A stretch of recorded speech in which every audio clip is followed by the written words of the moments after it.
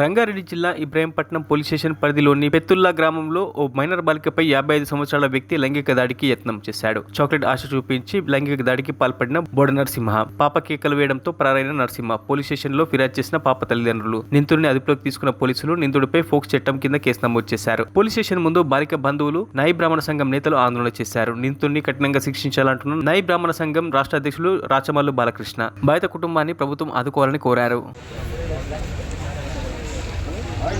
రోజు మరి రంగారెడ్డి జిల్లా ఇబ్రాహీంపట్నం మండల పరిధిలో ఉన్నటువంటి తులైఖాన్గూడెంలో పిత్తుల్లా గ్రామంలో ఒక నాయి బ్రాహ్మణ కులానికి చెందినటువంటి గడల కృష్ణ గారి కూతుర్ని అదే గ్రామ వాసి నరసింహ అన్నటువంటి వ్యక్తి 10 రూపాయల చాక్లెట్ చూపించి అమ్మాయికి మభ్యపెట్టి అమ్మాయి 8 సంవత్సరాల అమ్మాయిని నీకు చాక్లెట్ తినిపిస్తానని మభ్యపెట్టి తీసుకొని పోయి అత్యంత పాశవికంగా అత్యాచారం జరిగిన సంఘటన సభ్య సమాజాన్ని తలదించుకునేలా చేసినటువంటి విషయం అని కూడా సందర్భంగా తెలియజేస్తున్నాను.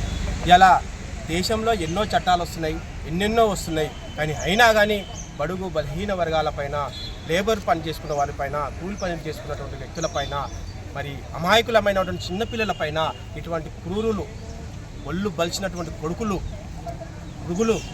మృగాలు ఈ యొక్క ఇటువంటి పాశవికానికి గురి చేయడం అనేది సభ్య సమాజం అలాంటి వారిని సమాజం నుంచి వెలువాల్సిన అవసరం ఉందని సందర్భంగా తెలియజేస్తా ఉన్నాను. ఇలా జూన్ 1వ తారీఖు నుంచి కూడా చట్టాలలో భారీ మార్పులు చేసినామని ప్రభుత్వాలు చెప్తారు.